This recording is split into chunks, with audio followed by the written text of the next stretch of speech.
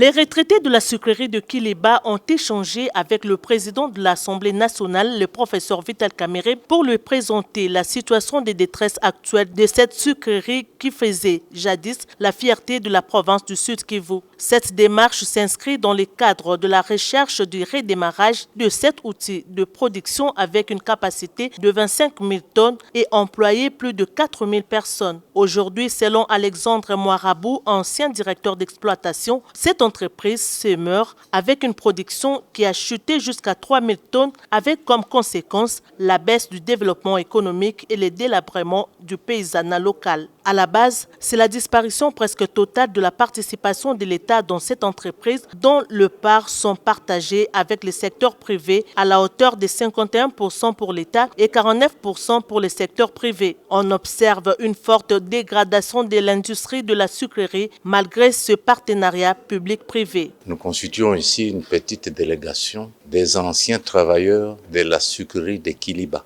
qui, pour le moment, a changé de dénomination. Elle est devenue la sucrerie du Kivu. Nous sommes venus plaider la cause de la sucrerie de Kiliba pour qu'elle relance ses activités afin de booster l'économie, la sécurité, le social dans toute la plaine de la Ruzizi, comme cela l'était il y a quelques années. Cette sucrerie était appelée dans le temps la Gécamine du Kivu.